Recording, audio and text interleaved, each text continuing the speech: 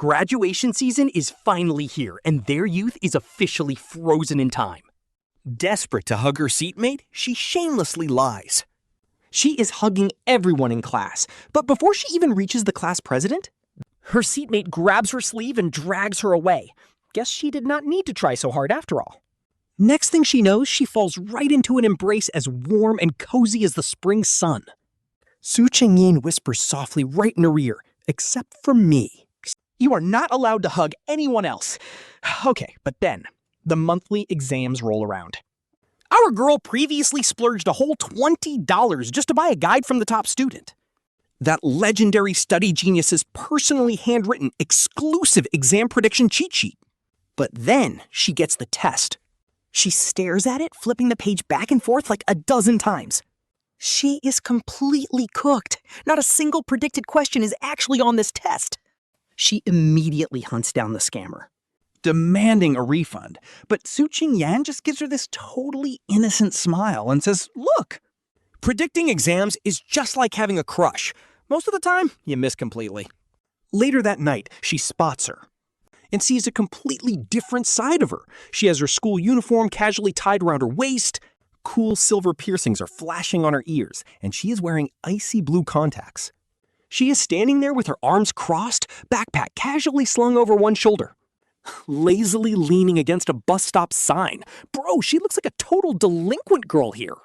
Without even thinking, our girl runs up and blurts out, "Give me my money back." I promise I won't tell anyone your secret.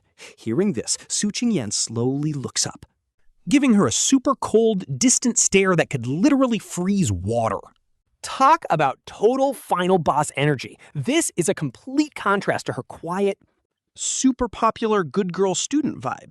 Honestly, if it were not for the dirty footprint our girl accidentally left on her white shoes today, she would have seriously thought she was talking to a completely different person. Su Qingyan just calmly brushes off her sleeves.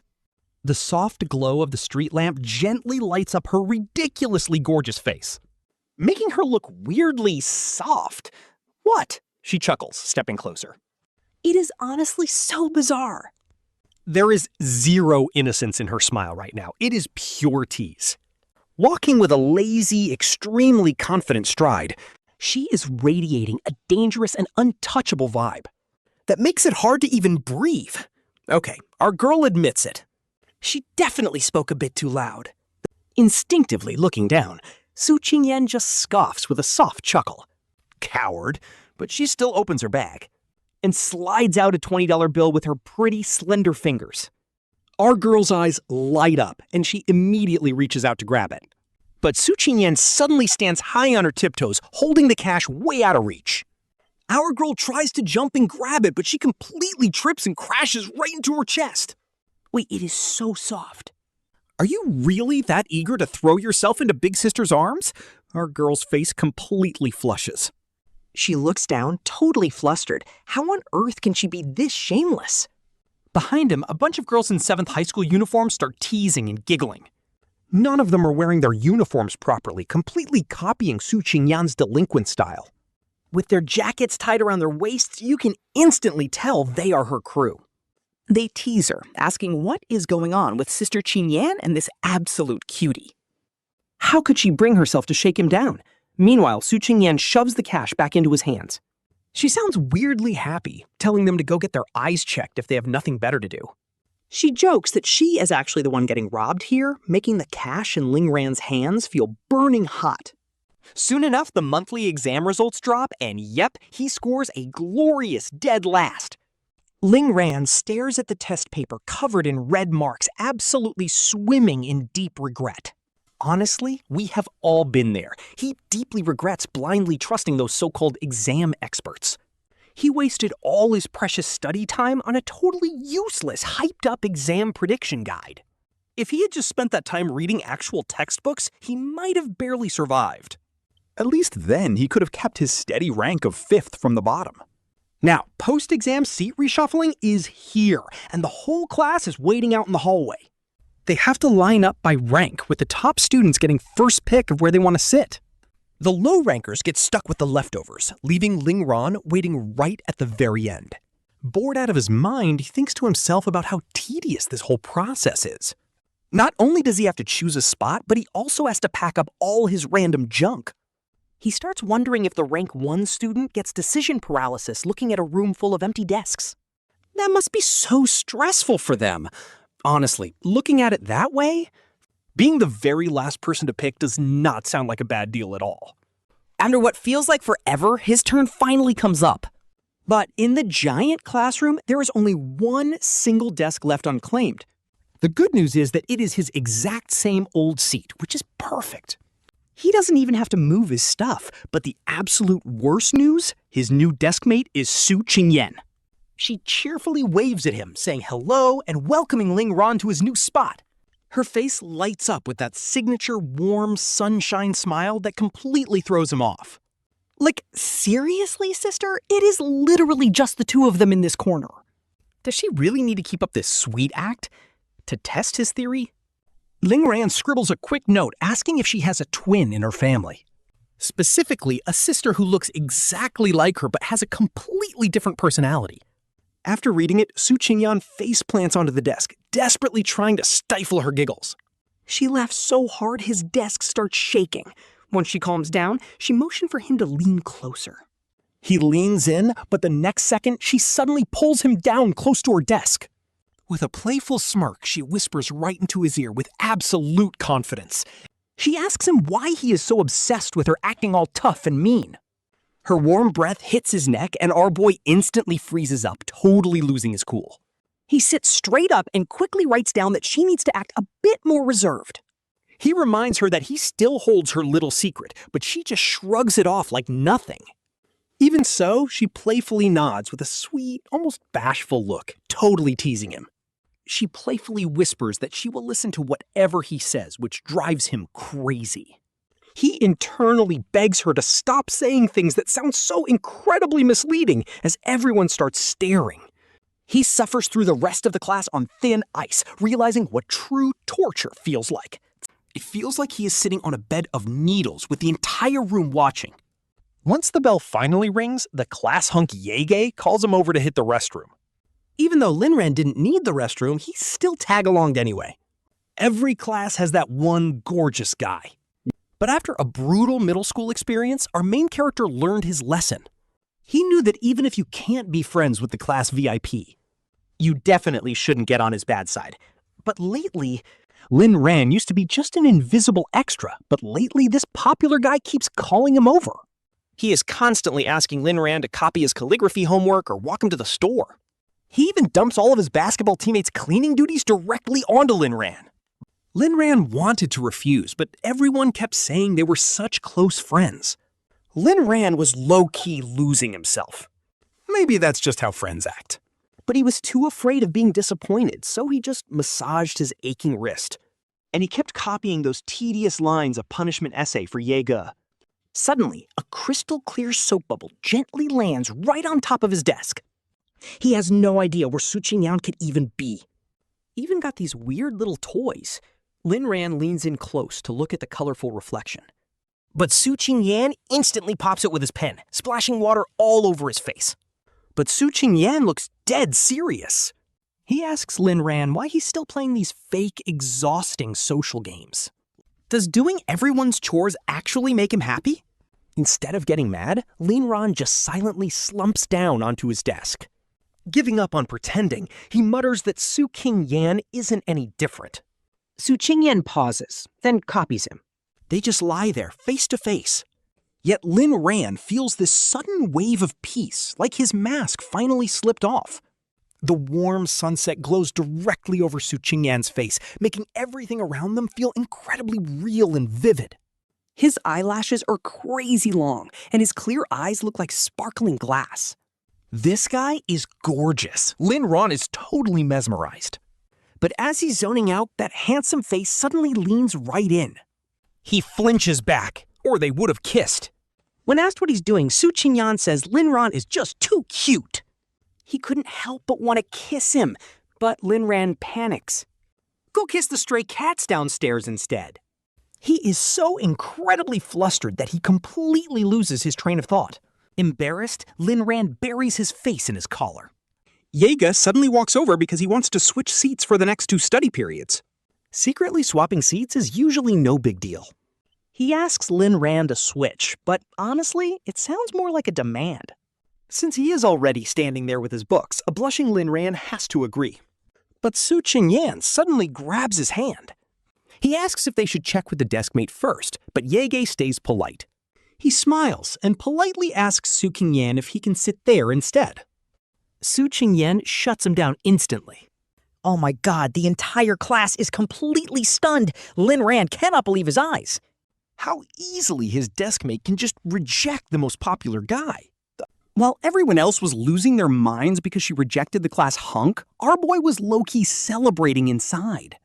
He felt like he hit the lottery, and his homework speed suddenly went off the charts. After school, some of the boys dragged him straight over to the local newsstand. They said a hot new K-pop girl group poster had just dropped, which meant nothing to him. He was definitely no fanboy, but he did not want to look like an antisocial outcast.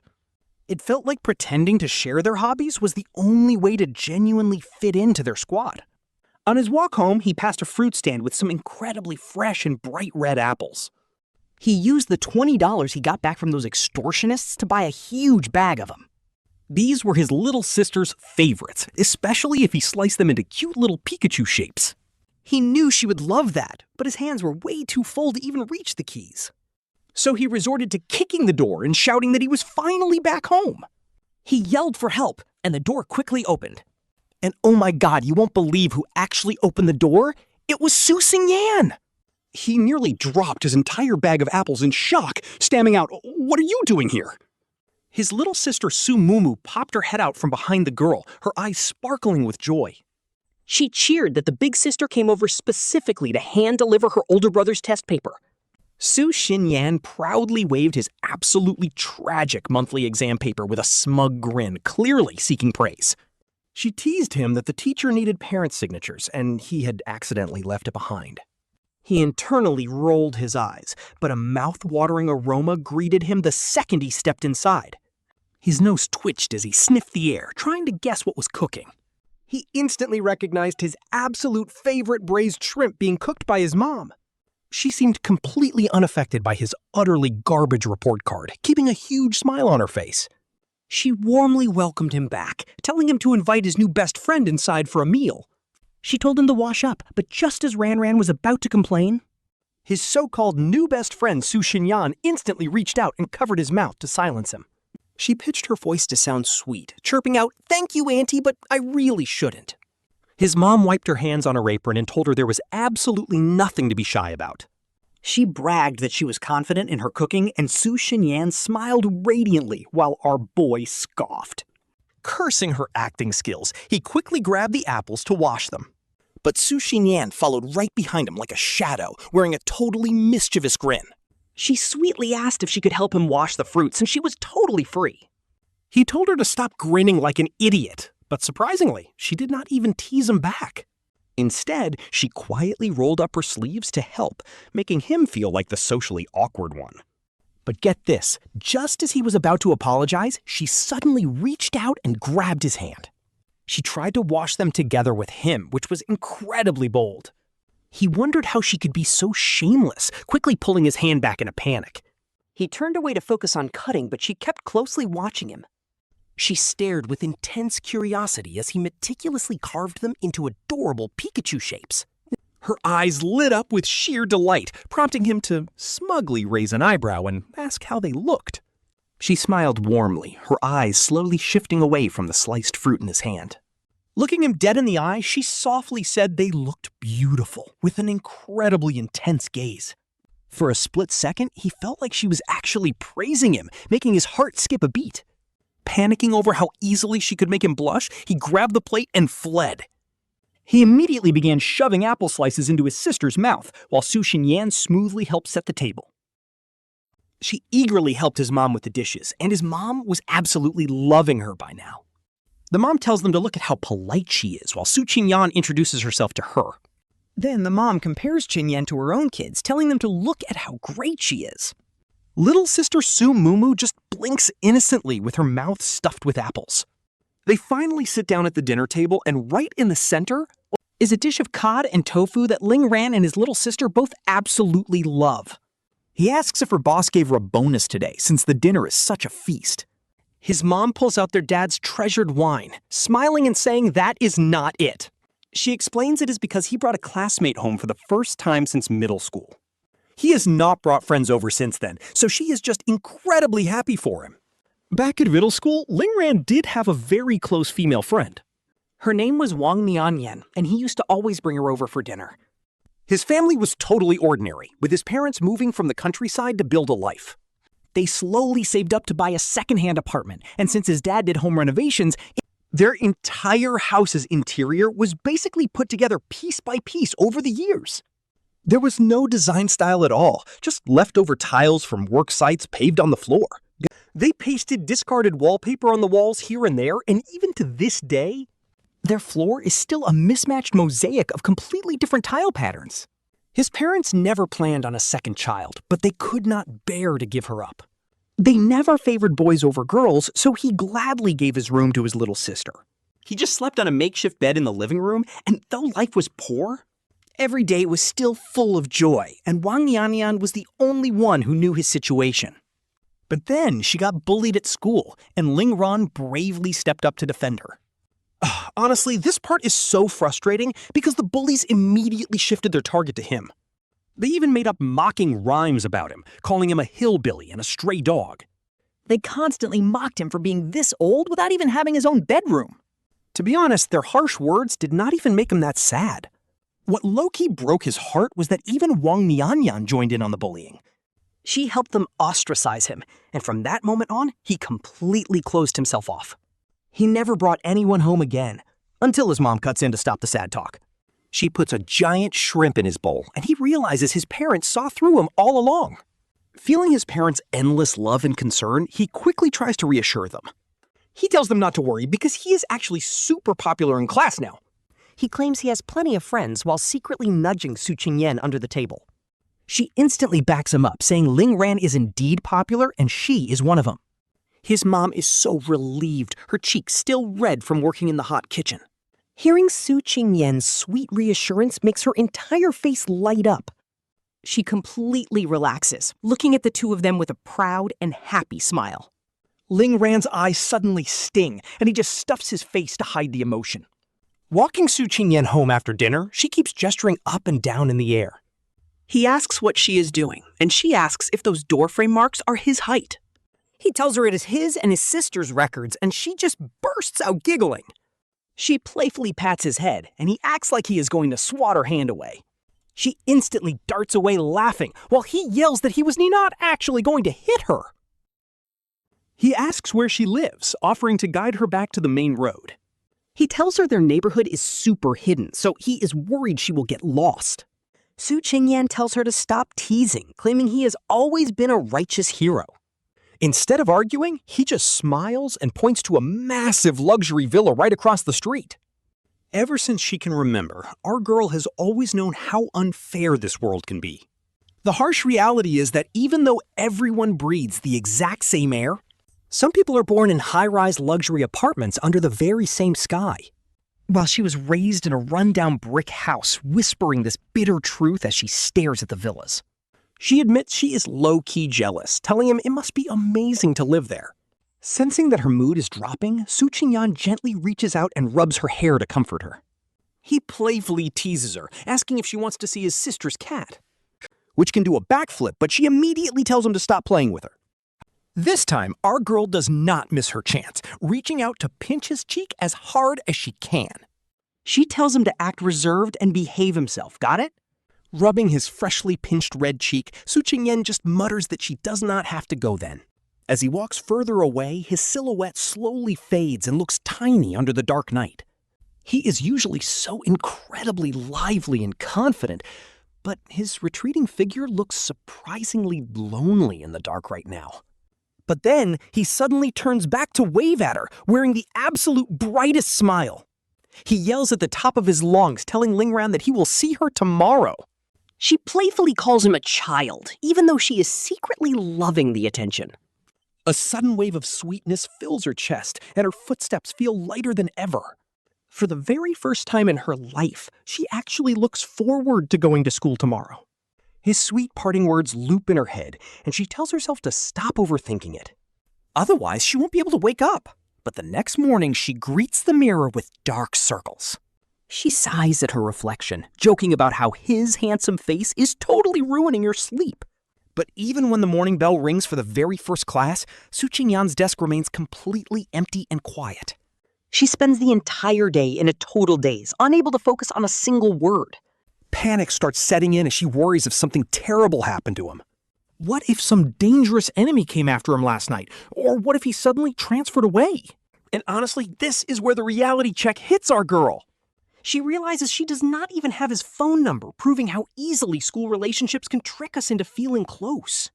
Just because you see someone every single day, you falsely assume you can reach them whenever you want.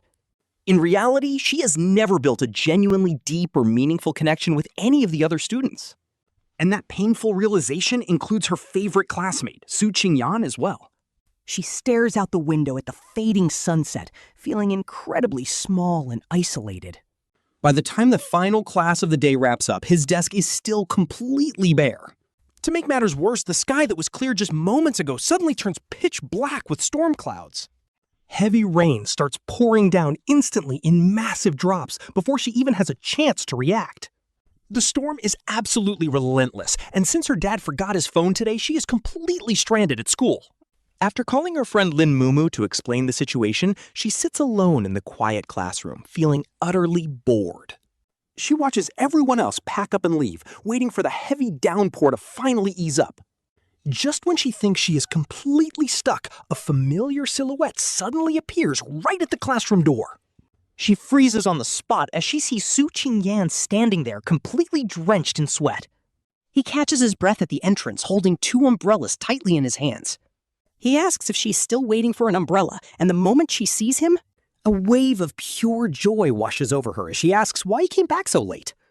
He just grins, teasing that he could not bear to let his favorite heroine get soaked in the storm. Su Qingyan ran all this way just for him, but Lin Ran just looks away. Unlucky for him, his grin in the glass reflection completely gives him away. He plays it cool, thanks, but it is way too late now. Suggesting a cab does not work as she just walks over, smiling. Right by his desk. Resting her chin on the wood, she begs to walk home with him. She even gave her driver the night off just for this. Wagging her imaginary tail like crazy. Too cute. Lin Ran mutters it under his breath, but she definitely hears him. She just flashes him a smile full of foxy mischief. Grabbing his arm, she begs him to go. Honestly, who could resist this? He completely surrenders in seconds. He finally gives in to her adorable begging, and as they almost reach his door, they bump into his sister Mumu, who is heading out with an umbrella. Mumu squeals, totally thrilled to see them. Lin Ran jokingly calls her ungrateful. She greeted Su Qingyan first. Mumu just giggles, asking how that is the same. He gets to see her every single day anyway. Plus, she literally braved the heavy rain just to bring him an umbrella. He laughs it off, glad she has a heart. Seriously, they look like a married couple already. Su Qingyan just smiles warmly. She waves goodbye, but her voice sounds low-key sad. But just as she is leaving, Lin Ran's mom spots her. Stop right there. The mom insists she stay for a massive feast. No excuses. She literally drags Su Qingyan inside by the arm. She tells her to call her parents immediately. Just tell them she is having dinner here tonight. Wrapped in this warmth, Su Qingyan admits eating here is a dream. Sad takeout alone? No way. Takeout? Absolutely not. The mom piles up her rice and she takes a huge bite. Living completely alone leaves her no choice. This is low-key heartbreaking. Everyone at the table goes dead silent. The dad quickly breaks the ice, telling her not to worry. She can come over for dinner whenever she wants. The dad scratches his neck, looking super awkward, but genuine. He is low-key nervous she might say no. Su Qingyan happily takes another sip of the delicious hot soup. No free meals, though. She offers to tutor Lin Ran, and his parents instantly light up. They agree immediately, thanking her over and over. Lin Ran is secretly dying inside and texts her later.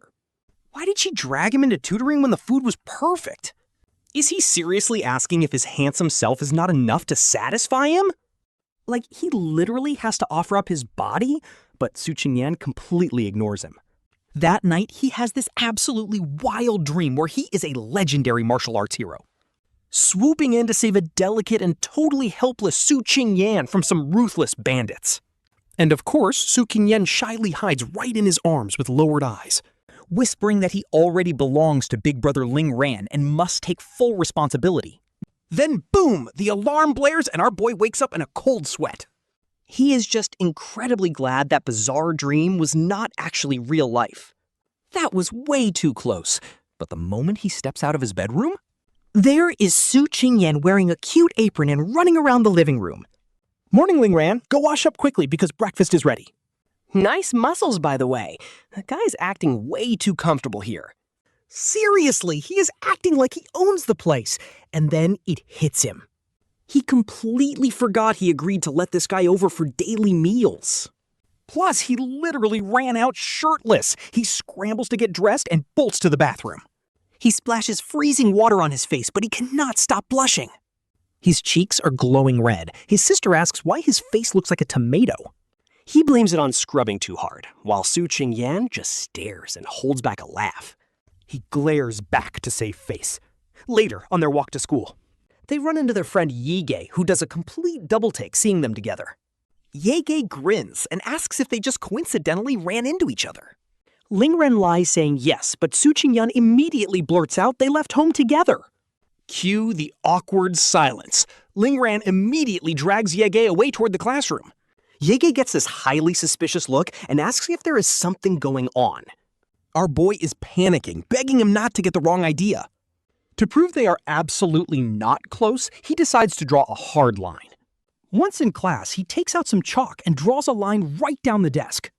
Classic boundary line move. Su Qingyan just raises an eyebrow at him. He puts on this perfect, wronged, pouty look, and Lin Ran guiltily looks away. Too scared to lock eyes, but after class, Su Qingyan still offers to help him with math. He looks over Lin Ran's absolutely disastrous math test. To respect that silly chalk boundary, Su Qingyan practically leans out of the window. Lin Ran has to stretch his neck like a giraffe, but still cannot see a thing. Honestly, he's gonna go blind or get a permanent neck injury at this rate.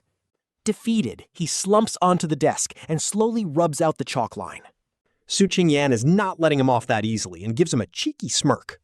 Asking if he will ever try drawing boundaries again, Lin Ran immediately begs for mercy. He admits his defeat, seeing Su Qingyan crack a tiny smile. He pushes his luck, teasingly begging his lord to forgive him just this once. Su Qingyan leans in close to his ear, whispering that it depends on his behavior. What a total tease! But suddenly, Su Qingyan spots something on the paper. He locks eyes with the math test, studying it with absolute focus. His expression turns completely serious, asking if Lin Ran is playing some kind of joke. He points directly at the second-to-last major math problem. Lin Ran is totally lost. Not even 5 students in the whole school got this right, yet he scored perfect marks. Su Qingyan calls him out for holding back his score on the basic questions, forcing Lin Ran to scramble for an excuse. He begs her to listen, explaining that he just cannot blindly accept formulas without knowing why. He can never bring himself to just plug in ready-made equations whenever he faces these math problems. Instead, he feels forced to derive every formula from scratch, a habit that started back in middle school. Back then, Lin Ran was heavily bullied, dealing with constant verbal abuse and isolation from his classmates. Being completely isolated shattered his confidence, making him doubt even the formulas he knew by heart. He constantly feared he had memorized them wrong, causing his grades to take a massive nosedive. His math teacher even outright claimed he was just stupid, and from that moment on, it felt like a curse had taken hold, and he genuinely believed he had become stupid. Lin Ran gives a bitter, self-deprecating smile, his expression carrying a hint of leftover pain. Refreshingly, Su Qingyan does not show him any cheap pity, which actually makes him feel incredibly safe. He explains how he never understood why those incredibly complex mathematical equations could be condensed into such brief steps, or why teachers always told him to just memorize without understanding. To him, 1 plus 2 and 2 plus 4 have completely different meanings. So why should the process be treated the same? He even questioned the probability in rock, paper, scissors. Like, does the person going second really have the exact same chance of winning as the first? Does timing actually change the outcome? This is the first time anyone has ever listened to his overthinking with such patience. To all these trivial, seemingly useless thoughts he kept bottled up. Once Lin Ran starts venting, he can't stop, but he suddenly realizes he has been rambling for way too long. Panicking, he covers his mouth, wondering if she will think he is stupid for struggling with such basic things. He quickly apologizes for talking too much, terrified that Su Qingyan will find him annoying. Instead, Su Qingyan just reaches out and gently flicks his forehead, telling him to give himself some credit. Deriving formulas from scratch on the spot is literally so cool. Lin Ran's eyes instantly light up at her words. She assures him it is, and as he stares into her deep eyes, he can see that her gaze is overflowing with genuine admiration. She is definitely not lying to him. She tells him that his drive to understand everything makes him absolutely perfect for scientific research. But looking down at his barely passing math paper, Lin Ran still feels a bit discouraged. He points out that he cannot even finish the test in time, but she just gently pats his head. Softly comforting him, she explains that this is just a psychological barrier, not a lack of intelligence. She suggests a new strategy, telling him to stop obsessing over the reasons while taking the test. He needs to ignore whether he is right or wrong and just focus on finishing the paper first. Then they can slowly dissect all his deep questions together after class. Honestly, she is such a keeper. Sunlight filters through the curtains, gently catching the edges of Su Qingyan's hair. The warm, brilliant glow reflects in his eyes, feeling incredibly warm and full of hope. He closes his eyes and nods, feeling the insecure void in his heart. Finally get filled with hope. From then on, Su Qingyan stands by his side to conquer these formulas together. Tackling advanced math together. Strangely enough, those equations he used to second-guess after memorizing them 1,000 times now feel completely solid the moment they review them together. Talk about the power of love. He still has an endless stream of questions, and she is always there, patiently listening to every single one. She even takes his random questions seriously, looking up references just to help him research them. She explores the tiny details that teachers usually dismiss as useless once the school semester officially starts. Lin Ran's academic drive hits an absolute peak, spending his early mornings memorizing texts, and his late nights grinding math problems until his mom has to drag him to bed. With the monthly exams right around the corner, he is determined to secure a top rank. He needs that high score to choose his own deskmate because there is no way he is letting anyone separate him from Su Qingyan. He keeps wondering if Su Qingyan feels the same way, a question he is dying to ask. But he is terrified of just overthinking. Then come the daily eye exercises. He tentatively whispers that monthly exams are coming up, getting a soft hum in response. When asked what is up, he mentions the seat reshuffle, but he gets cut off. The student council discipline monitor suddenly stops right outside their classroom door. "Stop talking and do your exercises," the monitor warns, "or else your class loses points." He shuts up instantly, but as the school music plays, he can clearly hear Su Qingyan snickering next to him. Fast forward to exam eve. Su Qingyan mysteriously slips our boy a folded little note. Calling it the ultimate exam cheat sheet, he strictly forbids opening it early. Apparently, it only works on exam day, making our boy roll his eyes. The last cheat sheet did not predict a single question, but weirdly enough, he actually controls himself and waits until the exam morning to finally open it. No exam leaks here, just a line of neat handwriting wishing him good luck. Addressing him as his dear deskmate, classmate Lin Ran. What a kid. Honestly, this is so wholesome. His pre-exam nerves vanish, and the test goes incredibly smoothly. Afterward, he was supposed to meet Su Qingyan at the youth center to compare answers. But out of nowhere, his cousin Su Mumu calls him with a major emergency. He begs our boy to cover his shift at the local roller skating rink. The rink belongs to his aunt, and Su Mumu works there for pocket money. Everyone in the family knows this is just his aunt's way of helping out. They are super grateful, so they always work their absolute hardest.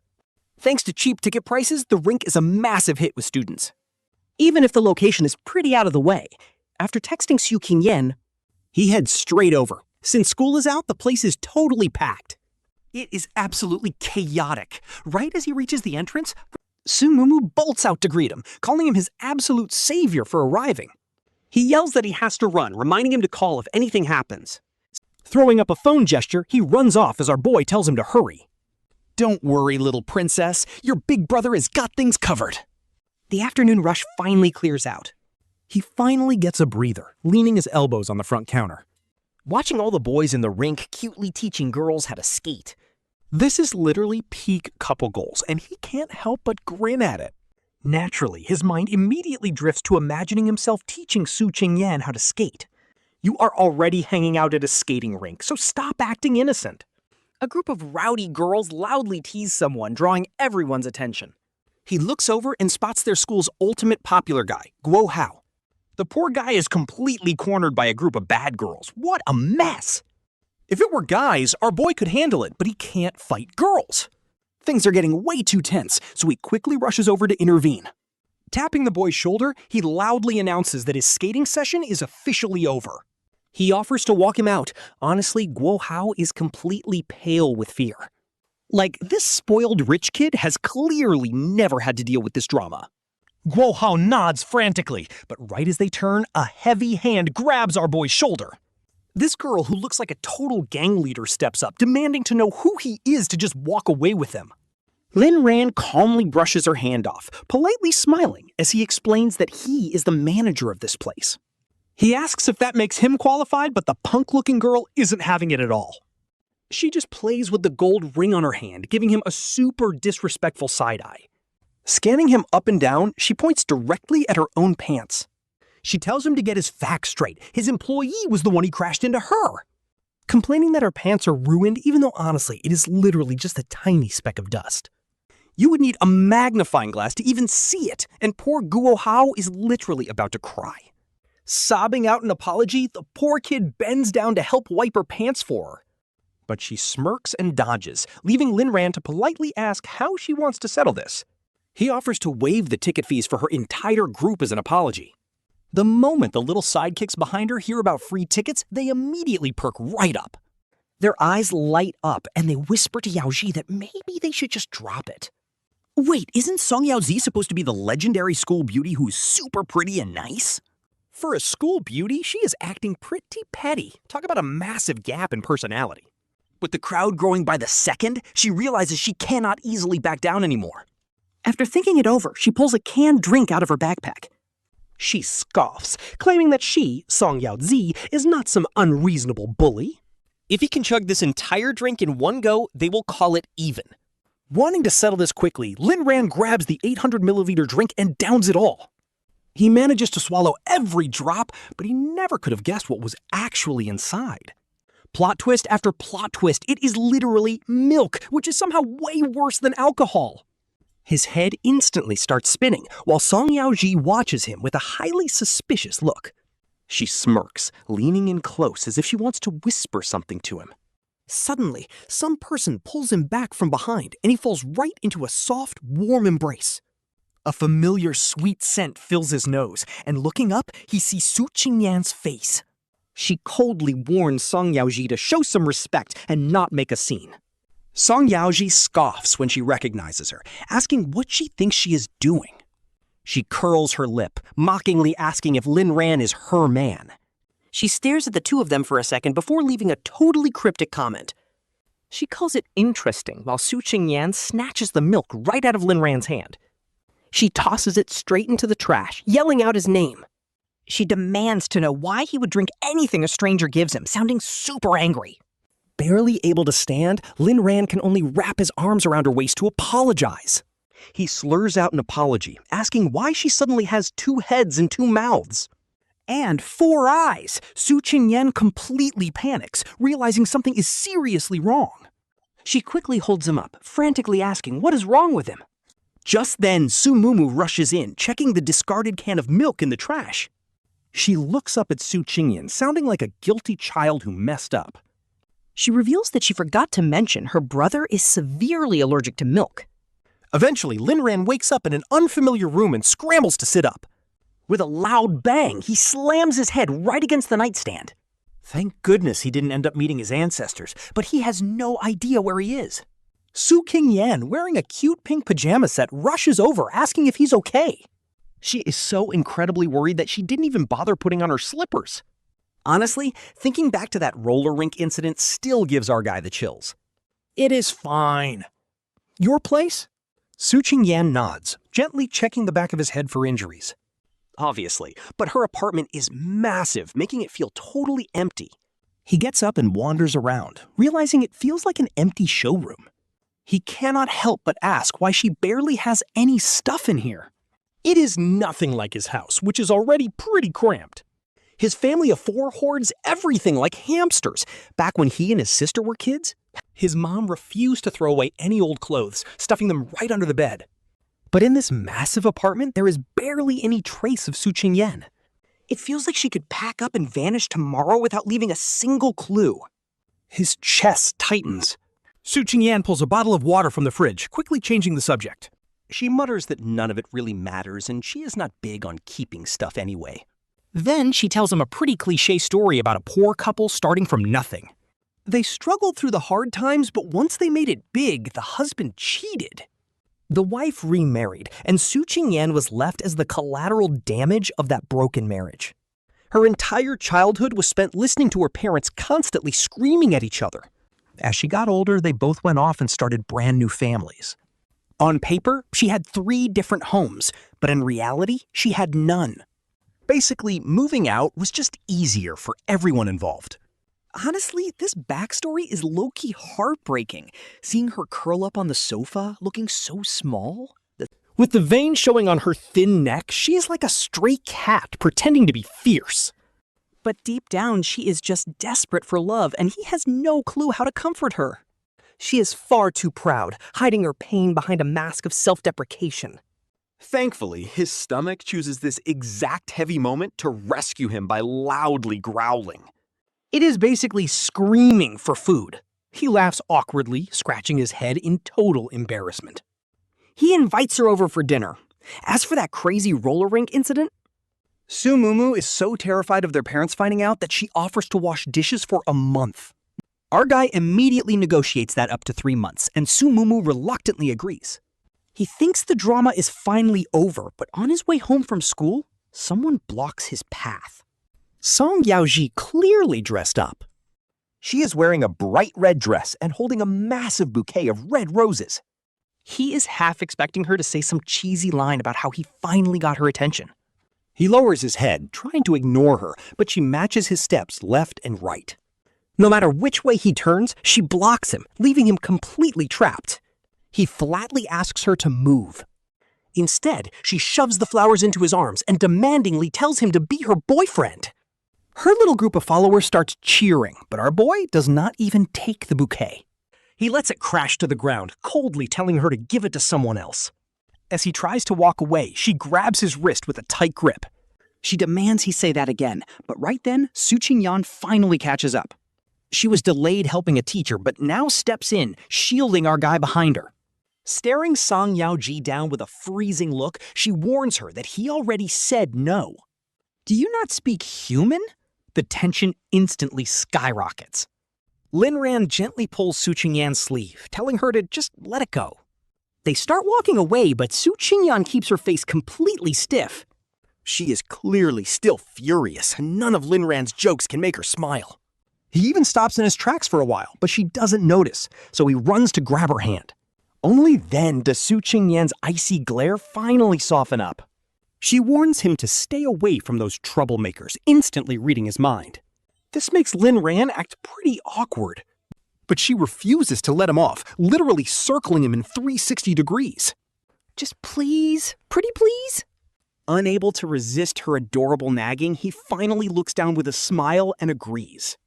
Of course, school rumors spread like wildfire, and even the class hunk asks Lin Ran, asking if he is actually dating Song Yaoji. Random rebel girls start bowing to him out of nowhere, which is just so awkward.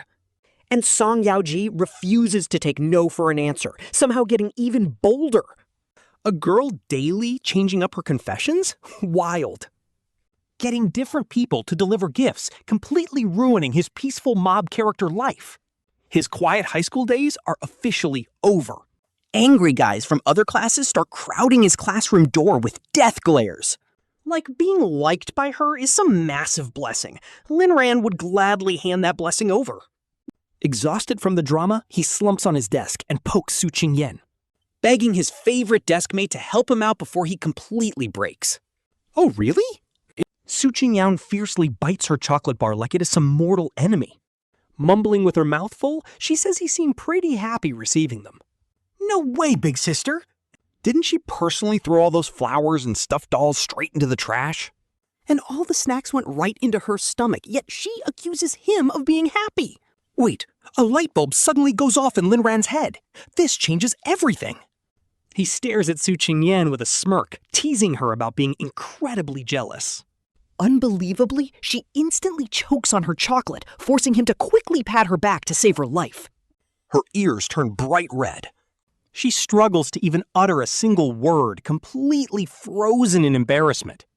Before running off to the restroom, and before they can even make a plan, Song Yaoji's fancy date invitation is suddenly delivered. Su Qingyan grips the elegant card so hard her fingers almost rip right through. The location is set at the most expensive high-end restaurant in the city. After Lin Ran begs her a bit, Su Qingyan reluctantly agrees with her classic tsundere vibe, graciously accompanying him just this once. Going to such a fancy place for the first time naturally makes him nervous. He asks if they should dress up, but Su Qingyan just scoffs and mumbles, asking how fancy he expects to look before Lin Ran tears his entire bedroom apart at home, desperately searching for any decent outfit that does not look completely cheap. But the only thing he finds is an old suit from middle school. His older brother wore it to a wedding. Lin Ran holds it up in the mirror, feeling like the size is ridiculously huge, while someone asks what he is doing. So first, his mom is just casually strolling behind him with a feather duster. But the second he says he is going to a fancy Western restaurant, her eyes light up. She dashes back into her bedroom and mysteriously pulls out a black gift bag. Handing it over, he opens it, completely puzzled. Inside is a premium, high-quality suit, and honestly, it fits like an absolute glove. His mom proudly smiles, calling him handsome and saying it is his official coming-of-age gift. She was gonna save it for New Year, but since he needs it now, there is no harm in wearing it early, as long as her son is happy. Mom, you are literally my lifesaver, he says, absolutely loving her for this. At that moment, his mind flashes back to his painful middle school days when he was isolated. Back then, kids would mock whatever he wore, and being young and foolish. He actually yelled at his mom, complaining her clothes were totally outdated. He swore he would never wear them. Honestly, his mom must have been heartbroken. This memory hits hard, so he steps forward and hugs her tightly, whispering. He apologizes and says he loves her, so she quietly slips 500 yuan into his wallet. To make sure his date goes well, she even tells his dad to take him to the salon. His dad personally watches the barber like a hawk, making sure his son gets a sharp look. That is my boy, his dad grins, saying he looks incredibly handsome no matter what. With plenty of time left, this styling session completely transforms him into a different person. Honestly, he looks exactly like his dad did back in his prime, standing proud. Looking at his slightly chubby dad next to him, the passing of generations feels so real. The warm sunlight hits their shoulders, and at this point, the wholesome family vibes are just unmatched. He feels incredibly happy, but the moment he steps outside and opens the door, there is Su Qingyan looking absolutely stunning in a gorgeous evening gown that flows in the breeze. The sequins on her dress catch the light, making her glow with a dreamy elegance. She tilts her delicate chin up, radiating grace like a beautiful swan. But the second she spots him, even she is completely stunned by his massive glow-up. Her eyes go wide in shock, but she quickly pouts and turns away. She grumbles that he only dressed up this formally just to see Song Yaoji. Looking at how insanely beautiful she is, he quietly wonders who is actually overdoing it here. He puffs out his chest, confidently walking over to her to show off his look. He asks if he looks good, and she actually stops to stare at him seriously. She firmly admits he looks really handsome. This completely catches him off guard. This actually makes him blush, but she quickly covers it by saying something is still missing. While he is standing there trying to figure out what could possibly be wrong, she suddenly reaches out and playfully messes up his perfectly styled hair. Giggling like a sneaky little fox, she says it looks much better this way. Laughing like a belle, she lifts her dress and runs a few steps ahead of him. They tease each other the entire way, barely making it to the restaurant on time. But the second they step inside, both of them instantly freeze. Absolute embarrassment. It is so awkward, they want to disappear. Song Yaozi and her friends are dressed completely casually. Sure, they dressed up a bit, but compared to these two in full-on formal wear? Our main characters look completely ridiculous, and Song Yaoji immediately notices their outfits. Stunned for a second, she covers her mouth and struggles to hide her laugh. As soon as they sit down, Song Yaoji casually waves to greet them. Ling Chen, a handsome guy, walks over with a bright smile on his face. But Lin Ran's eyes are completely locked on Wang Nian right behind him. She introduces him, saying this is her younger brother, Ling Chen. Song Yaozi nods to Su Qingyan. She asks if she knows him, but their conversation starts to blur. Lin Ran only catches fragments, but it seems Ling Chen has a crush on Su Qingyan. And the only reason Song Yaozi has been pestering Lin Ran this entire time? It was actually just to clear obstacles and hook her brother up. Honestly, Lin Ran doesn't get her logic, nor does he even care. Because Wang Nianyan already recognized him, nervously wringing his hands, just like old times. He keeps stealing glances at Lin Ran, looking incredibly tense and completely out of place. He is so awkward, and back then it was because he was getting bullied. Lin Ran stepped up to help, and that is how they became friends. But down the line, he actually joined the bullies. Talk about a complete betrayal. Now, Wang Nianyan looks at him with a mix of complicated emotions. There is shock, guilt, and even a faint trace of jealousy in his eyes. Lin Ran still remembers grinding like crazy to escape that awful vocational school. He spent nights memorizing textbooks and practice papers just to survive. He barely scraped into this key high school, desperate to leave his past behind. A completely fresh start. She gives Su Qingyan and Ling Chen a chance to be alone. With old memories rushing back and all of today's crazy drama. Feeling completely drained, he decides to leave. But Su Qingyan suddenly grabs his arm, frowning as she stops him. It is clear she has so much to say, staring right at him. He cannot refuse. Agreeing to wait, he leans against the floor-to-ceiling glass railing. Watching the busy traffic outside, a lollipop suddenly drops right in front of him. It is from Song Yaoji, mumbling through her own lollipop as she hands it over. Shockingly, the school beauty loves candy too. Strawberry flavor, she says. She looks out the window, mimicking him, before suddenly calling his name. Just teasingly saying his name sounds pretty nice. She laughs about his cool skate moves and literally asks him out. Wait, is she for real? Lin Ran nearly slips off the railing in sheer shock, asking what she just said. Song Yaoji squints her eyes with a smirk, reaching out to pinch his cheek. He quickly dodges, leaving her rubbing her head with a playful grin. She laughs it off as a joke, calling him petty for being so defensive. Seeing Wang Mianyan walking over, she wiggles her brows and points him out. Asking if they know each other, she reaches back into her pocket. She pulls out a bunch of different flavored lollipops and stuffs them in his hand. She casually walks away as Wang Nianyan approaches, nervously clutching his clothes. He is terrified. Asking if Lin Ran is also here is a total cliché. But honestly, Lin Ran is pretty shocked that he even had the guts to approach him. Honestly, Lin Ran thought this guy would go his whole life pretending nothing had ever happened. Instead, Wang Nianyan starts asking all these random, awkward questions, like if he had eaten yet, or how he got here, and if he's listened to Jay Chou's latest release. You know, greatest works of art and all that. After some awkward small talk, he finally musters up the courage to tentatively ask the real question. Asking if Lin Ran's doing okay at his new school, his voice full of hope. Lin Ran just smiles and says he's doing great, making the guy pat his chest in relief. He sighs with relief, quietly muttering, "That's great, that's really great." But honestly, what's so great? Lin Ran had already lost all basic trust in people by now. All those past cruel words were like nails driven straight into his heart.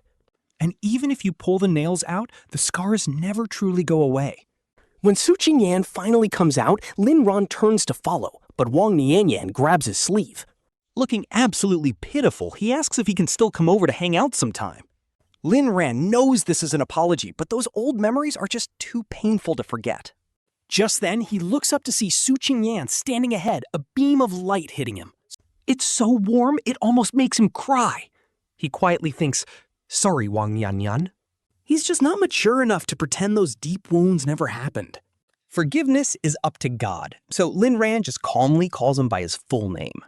Sensing the finality in Lin Ran's voice, he slowly lets go of his sleeve in defeat, telling him they should just be strangers because he doesn't want to carry this hatred anymore. He's moving on to his own light now. But wait, how did Su Qingyan's chat with Ling Chen go? Ling Chen walks out with red, teary eyes, and the moment Song Yaoji sees this, he tries to charge at Su Qingyan for answers, but luckily Ling Chen holds him back. As they leave the restaurant, Ling Chen suddenly runs up and pats Lin Ran on the shoulder. He drops a totally random line telling Lin Ran how lucky he is before walking off. Lin Ran stands there completely dazed, looking at Su Qingyan, who only gives him a mysterious wink. Talk about being confused. Anyway, the monthly exam results are finally posted. And get this, Lin Ran gets a perfect math score and jumps straight to second in class.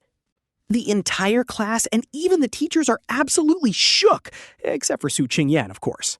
He just stands there wearing a proud, motherly smile. High school life is so simple, honestly. Good grades instantly make you popular, and everyone's attitude toward Lin Ran shifts completely. People are way friendlier now, but a glow-up this fast is bound to bring out the haters. When the class rep, Wang Xiqi, walks over to ask him for help with a math problem, he gets nervous. He instinctively blurts out that he doesn't really understand this question either. Instantly, the air freezes, and this jealous classmate named Yege starts hating. Sneering, "If you don't understand, how'd you get it right? Unless..." He trails off, giving the class a knowing look, leaving Lin Ran totally lost. Not knowing what to do, he looks at Su Qingyan, who just gives him a reassuring nod. Locking eyes with Lin Ran, he looks at him with complete confidence and says, "Just show him your actual work, then explain the steps. Believe in yourself." Taking a deep breath, Lin Ran grabs a pen, marks the question, and tells her to look. This keyword right here means you just have to apply the formula from last week. Then just plug in the example on page 45. Hearing this, Wang Xiqi slaps her forehead. Completely mind-blown, she gasps, "Oh, that makes so much sense. Why didn't I think of that?" Seriously, thank you so much, Lin Ran. For some reason, Brother Yi's hate for our main character, Lin Ran, has been getting worse lately. Even when Lin Ran acts like his loyal sidekick and carries his backpack, Ye still drops passive-aggressive comments, sarcastically calling him their resident genius. He mocks how the top student actually threw away study time to hang out with them. Honestly, who can stand that toxic energy? Lin Ran slowly starts keeping his distance. He even stops tagging along to the restroom when he does not need to go. But Yi still mocks him, saying the big brain student is too good for them now. It just proves that once someone decides they hate you, everything you do is wrong. Seriously, it is so frustrating to watch Lin Ran deal with this petty drama. Ye actually has a little influence, and his squad starts isolating Lin Ran too. Fortunately, as they get older, most of the other classmates are over it. They find these high school mind games pretty childish. Then, someone comes looking for Lin Ran. When Lin Ran steps outside, he sees none other than Guo Hao. Now, this guy is the school's actual heartthrob and the top liberal arts student. He is a total gentleman, and his bright smile is honestly a breath of fresh air. He hands Lin Ran a letter and a complete book set about the Ming Dynasty. He thanks Lin Ran for helping him out back at the roller rink. Talk about a classy guy. He is built different. Even his words are super encouraging, and Guo Hao's arrival changes everything. The classroom vibe shifts completely as everyone is curious about the school's golden boy. The cold shoulders melt away after Guo Hao visits Lin Ran a few more times. Their friendship really starts blooming, and they begin studying together all the time. Lin Ran teaches him math, while Guo Hao helps with literature and English. They have so much in common, easily debating their favorite books for hours. They also whisper about typical guy secrets, just like any other normal boys. Sometimes Lin Ran even helps other girls pass love letters to Guo Hao. Having a genuine best friend for the first time feels absolutely amazing. Lin Ran becomes way more outgoing and smiles a lot more these days. When he gets home, his sister Su Mumu jokingly asks if he is secretly in love. He just shakes his head, saying a great friendship is way more exciting than romance. Su Mumu shivers, pretending to brush off a sudden wave of goosebumps. Lin Ran smirks, saying she does not get the boys' bond, while Su Qingyan finishes his third bowl. Su Mumu reminds them there is still a girl in the room, but then Lin Ran looks at Su Qingyan. He realizes his friend is starting to grow into his looks and makes him stand next to his sister. Her head still only reaches his eyebrows, so nothing seems to have changed at first. But then, Su Qingyan pulls Lin Ran over to the doorframe to measure them. Oh boy, both of them secretly grew 4 centimeters taller. Lin Ran's physics is failing him here. Su Qingyan playfully teases him, saying Lin Ran is lagging behind in the growth department. Refusing to believe it, Lin Ran checks his height, only to find he grew a single centimeter. He demands to know if his mom is secretly feeding them extra behind his back. He asks them angrily, but his sister and Su Qingyan just shrug with innocent faces.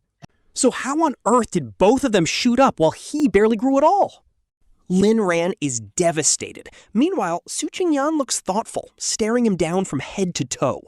His eyes wander around before finally landing on a very specific, unspoken spot. He leans in close to Lin Ran's ear to deliver some savage truth. He whispers softly so only she can hear, telling her to relax. You have grown too, he says, just in a different place. With bright red ears, he bolts off to help Su Mumu with her homework. Seriously, how can he say something so bold with a straight face?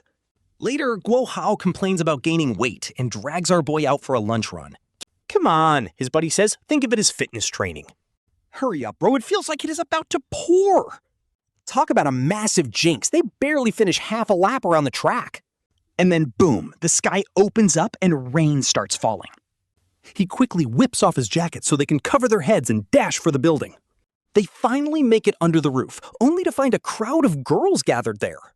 Guo Hao is totally soaked, and our boy is completely drenched too. While the two of them laugh like idiots at how soaked they are, some girls nearby start whispering. They notice Guo Hao and our boy have great abs, making both guys turn completely red. They want to escape, but they are completely blocked by the massive crowd of girls. Most of them are actually Guo Hao's loyal fangirls, leaving both boys completely frozen in place. Just as they are panic sweating, Su Qingyan suddenly yells out for them to run. She warns them that the dean is coming, sending the crowd of girls scrambling. As the crowd scatters in panic, the boys try to slip away in the chaos. But Su Qingyan grabs our boy right away, looking dead serious as she tells him to stop running. The dean is not even here today, she says. I lied to them. Go to the bathhouse right now and borrow a dryer to dry off. It is freezing today. What if you catch a cold? You do not even care about your own health, just standing there laughing like an idiot. With that, she storms off in a huff, and he heads back to class after drying up. Su Qingyan is still mad, ignoring him even when he pokes her with a pen. At this point, our boy is forced to launch his ultimate sweet-talking plan to win her back. Would my amazing, kind-hearted deskmate really ignore her poor, helpless friend? Su Qingyan's frown softens just a little bit when he tells her she is honestly prettier than any famous celebrity. A tiny smile slips out, and he promises to make her favorite dessert. He offers to bake her a strawberry fruit pie, making Su Qingyan turn her head away. Even from behind, he can tell she is absolutely thrilled with the offer. When he points out her bright red ears, she coughs to clear her throat and gives a little huff. Fine, since you are being nice, I will generously forgive you this one time. She tells him to move so she can go get some fresh air. But plot twist, he did not get sick from the rain, but Su Qingyan did. Even his mom starts cooking lighter meals for her, but she is acting very weird. She keeps a strict 1 meter distance from him, which is even more precise than a pandemic quarantine. By the 10th time she dodges him like he has the plague, our boy is officially done with it. He finally snaps, asking her what her problem is. Covering her mouth and nose, she turns away and tells him to keep back. She does not want to give him her cold, and he finally understands. but best friends are supposed to get sick together, he says. Plus, have you not heard? If you pass your cold to someone else, you will recover way faster. Su Qingyan is completely mind-blown, having never heard such a wild theory before. He asks her with a pretty sad look, is that really true? Because back when he was a kid, getting sick always made him feel like a complete hassle. Still, she reassures him that she is totally serious. So she tells him to stop keeping his distance. Honestly, these two are low-key adorable. Thanks to his absolute clown logic that real best friends have to catch a cold together, our main trio, along with Su Mumu and Guo Hao, all got sick. Literally nobody survived. Instead, they decide to just skip school together, claiming they need to go home and rest. But instead, they head straight over to Su Qingyan's place, loaded with a mountain of snacks and gifts. The moment they step inside, his sister gasps, "Wow, your house is absolutely massive!" He immediately kicks his sister under the table, apologizing for her having zero manners. She just does not know when to keep her mouth shut. Now, before they arrived, our main guy specifically reminded his sister and Guo Hao to bring gifts because her house always felt way too empty. It lacked any real warmth. His sister ended up bringing a nice scented candle, while Guo Hao brought a fancy set of cups, and he brought along his absolute favorite Squirtle plushie, which belongs to the exact same series as the one he hugs to sleep every single night. Suddenly, her giant, cold house felt incredibly warm with all of them hanging out. They were originally supposed to study for exams, but come on, who actually does that? Instead, they immediately fired up the projector to watch a movie, starting with a new horror film. But reviews said the ending was pure garbage. Su Mumu forced everyone to watch Alice in Wonderland. Eventually, even movie night got a bit boring. Eventually, Su Mumu and Guo Hao booted up some video games. Turns out Quiet Guo Hao is a closet gamer. he's actually built different when it comes to gaming. Meanwhile, our main guy pulls out a school worksheet and flips it over to play a game of Gomoku with Su Qingyan. He smugly asks if she needs a head start. He boasts that he is completely undefeated, so she should probably beg for mercy right now. But man, her skills are actually insane. They keep playing until the entire page is completely filled up, without a single clear winner. So they grab another paper, and another one, until she suddenly pulls out his most prized Chinese worksheet from his bag. He immediately snatches it back and hugs it to his chest, shouting that she cannot use this one. She just tilts her head in total confusion, asking him why not. He snaps back that no means no, telling her to stop asking so many questions. A moment later, she waits until he is distracted. She pulls off a sneak attack to snatch the paper, making his face turn completely red. Why? Because the prompt for this essay was all about longing, and his opening poem? He cleverly hid her name inside the verses. Talk about a smooth move from our guy. He is absolutely terrified that she is going to see right through his little crush. Blushing like crazy, he just stares at the floor, completely unable to look her in the eyes. She just smiles softly and hands the paper right back to him. Giving him her own paper instead, she promises she didn't draw on his. He tries to play it super cool while sneaking a quick glance at her essay. Surprisingly, her essay also opens with a romantic poem. Wait, is she actually writing about him? At this point, the movie is the absolute last thing on his mind. But that weird line from the Mad Hatter keeps ringing in his head. Why is a raven like a writing desk? No, seriously, what does that even mean? After crushing some pizza, everyone is just sprawled out all over the carpet. Su Mumu groans loudly about how incredibly bored she is. She looks over and asks if someone as perfect and smart as Su Qingyan ever gets bored. Su Qingyan stays quiet for a moment before admitting she actually does. Hearing her sad tone, Lin Ran tells her being bored is actually very necessary. What a person does during their free time is what truly sets them apart.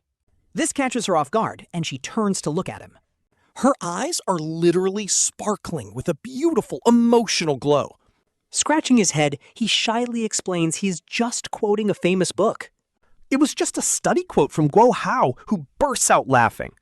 He starts teasing Lin Ran, saying he gave him that to study. Not for him to memorize it word for word. Lin Ran just laughs it off. Well, his brain is apparently only built for rote memorization. Honestly, teenage hangouts are always like this. Low-key boring, but so memorable. Out of nowhere, Guohao asks what everyone's dreams for the future are. He sighs, admitting he does not have anything he's truly passionate about. But with his parents' massive expectations, getting into a top university is basically a chore he has to finish. Maybe after graduating, he'll just get some boring corporate job and settle down. But deep down, he hates living under their constant control. Guohao sighs, admitting he has zero drive for the future. Yet he still has to act like the perfect student. Then Su Mumu chimes in. She admits she has not thought that far, but she has one simple wish. She just wants a cozy little place of her own someday. When it is Su Qingyan's turn, she looks right over at Lin Ran. Lin Ran licks his lips and announces he wants to go into research. He looks so hopeful as he brings up what she told him before. She said he would be great at it, so he wants to work in a lab. He wants to turn dry math formulas into things that actually help people. He really wants to make sure hard-working folks like his dad can actually benefit from modern technology, no matter what field he is in. He wants to make a real difference, leaving everyone in the room totally silent. After a quiet moment, Lin Ran nervously asks a question. He wonders if they think he is bragging, since being fake mature is popular now. It feels like high schoolers always start acting too cool for school. They mock people who raise their hands or show any positive energy. They treat optimism like a disease, but Su Qingyan just stares at him intently. Her voice is incredibly sincere. She tells him absolutely not Lin Ran. She thinks he is genuinely cool, and the others look on with supportive eyes. Those looks of pure trust and encouragement make all his past shyness, and the fear of being misunderstood melt away around his real friends. Honestly, being able to speak your truth to real friends hits different. Finally, the day arrives to rearrange classroom seats, and since he ranked second, he gets to choose his spot super early. But walking into class, Su Qingyan is already sitting at her usual desk, waiting for him. But being a complete troll, he purposely wanders around other empty seats. Seeing her expression slowly drop, he knows it is time to stop. He happily sits right back down, giving her a cheeky little hello. All right, let us start with our main lead, Lin Ran. Sophomore year of high school hits him hard with a brutal workload. With the school starting mandatory late study, our boy does not get dismissed until near midnight. But walking home late with Su Qingyan completely changes the vibe. On some nights, the moon shines so bright and massive, it feels like they can literally reach out and touch it. Bathed in that crisp silver glow, their nightly walks feel magical. Their shadows stretch out long on the pavement while Lin Ran walks with his hands casually stuffed inside his pockets. He purposely walks half a step ahead, since a quick turn of his head lets him see their shadows overlap, making it look like they are holding hands, and honestly, that is just pure, wholesome romance. This warm, fleeting illusion is more than enough to fuel a young boy's most secret, tender romantic dreams. But on cloudy nights, when the brilliant moon completely hides away, and the stars take over, the lack of that warm, overlapping shadow always leaves Lin Ran feeling pretty down. Seeing him looking so gloomy, Su Qingyan gently pokes him in the back to get his attention, and asks why he is ignoring how absolutely beautiful the starry sky looks. Lin Ran just pouts in disappointment. He complains these scattered stars are nothing compared to the breathtaking, endless river of stars back at his grandfather's countryside home. Su Qingyan smiles, eagerly telling him to take him there once university exams are finally over. Lin Ran flusteredly agrees, wondering if this counts as their official promise. An overwhelming wave of pure joy hits Lin Ran as Su Qingyan flashes a brilliant smile. But then Su Qingyan drops a super random question, asking if a fish standing in the ocean would get sore feet? Completely ridiculous. Su Qingyan just warmly chuckles, ruffles his hair, and softly says it is nothing. He urges him to head home, but wait, today actually happens to be Su Qingyan's birthday. Earlier during recess, Lin Ran specifically told him they needed to head back early tonight, because his mom was preparing Su Qingyan's absolute favorite fried eggplant dish as a special birthday treat. But right during their very first afternoon class, the teacher suddenly pulls Lin Ran out. With a dead serious face, the teacher starts talking, but everything goes mute. All Lin Ran can process is the very first sentence. His dad has been in a terrible accident. Because of withheld wages, his dad and some coworkers went to the corporate office to demand their money. But the corrupt manager demanded they complete one last, dangerous, high-altitude task first, before they would pay them. And that is when his dad fell straight off the high scaffolding. Now he is in the intensive care unit, and the hospital has already issued critical notices twice. The hospital is complete chaos, packed with injured, blood-soaked patients constantly being rushed through. His mom is crying hysterically while the heavy scent of disinfectant and blood fills the suffocating room. The sickening, suffocating smell of blood hits Lin Ran the moment he finally arrives. His dad has already been wheeled into surgery, and Lin Ran is too shocked to even cry. His mind goes entirely blank, completely numb to the tragedy unfolding around him. The surgery requires a full amputation, meaning they are going to need a mountain of cash. He cannot bear to think how his incredibly active father will cope with losing a leg. How will he face the future now? Right now, they desperately need money, but even after emptying out their entire family savings, begging relatives is still not enough, and his sobbing little sister Sumumu asks where he's going. She is holding their unconscious mother, and seeing this family shattered is devastating. He realizes his little sister is grown up, but right now he has to head straight to that shady corporate office. The notorious Heijin group that stole his father's hard-earned money. Lin Ran is begging the guard here. His dad desperately needs this money. His dad is in the hospital, and this is his only hope.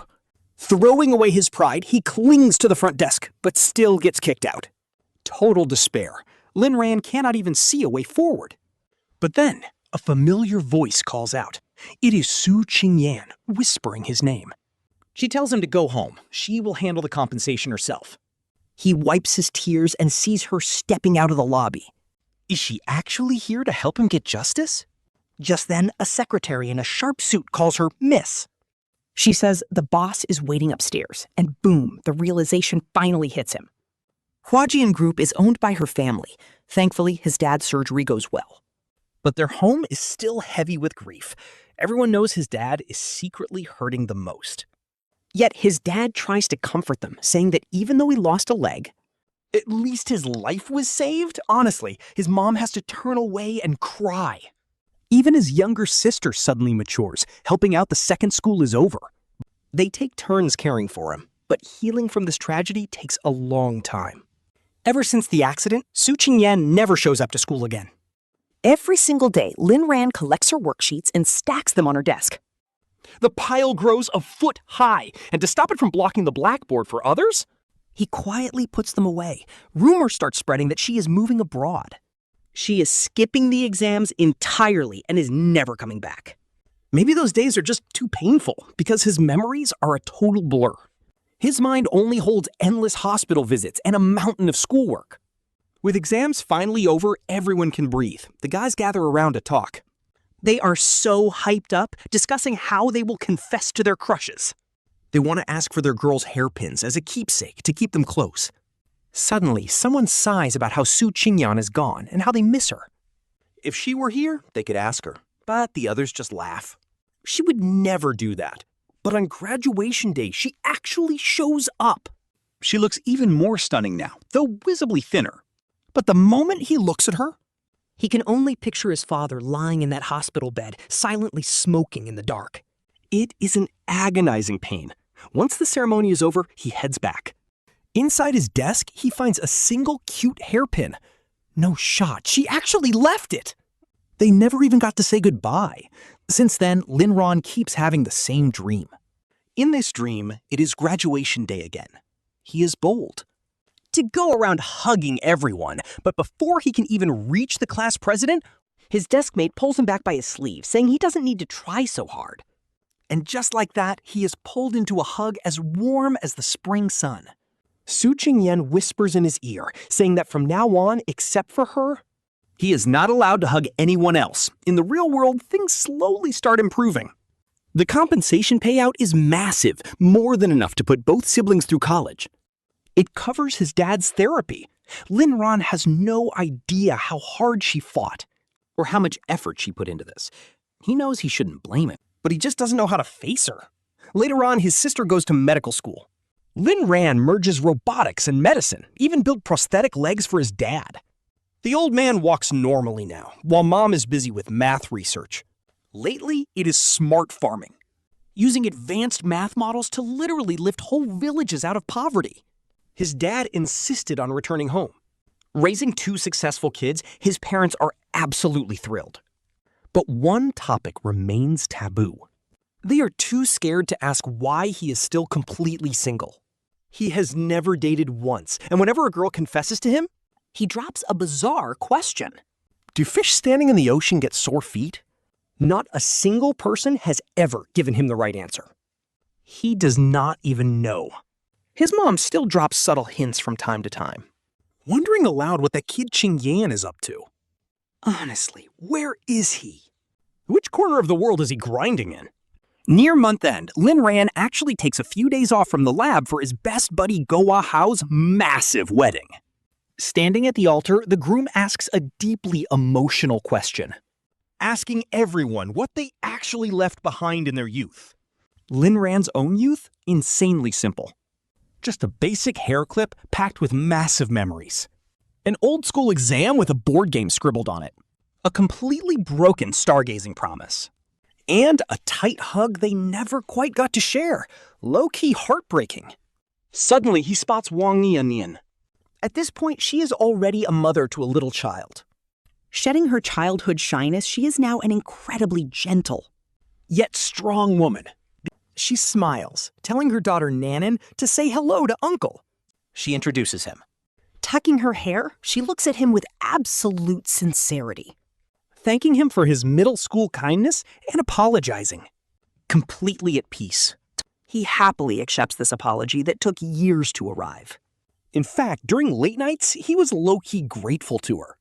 Without that painful isolation back then, he would have never pushed himself to get into that elite school. If he had not, he would have never met Su Qingyan. Literally his destiny, you guys. Everything is predestined, so why is he still hiding from him? The truth? He never held a grudge. He was just completely lost when everything suddenly fell apart. Even though he has zero clue where he is right now. Every single birthday, a mystery Pokemon plushie arrives. But this year, nothing. Alright, so Qingyan's been waiting forever for her gift, wondering if she ran into some major trouble over there. Or worse, what if she finally decided to just erase him from her life completely? Distracted and completely lost in his thoughts, he wanders down the crowded city streets.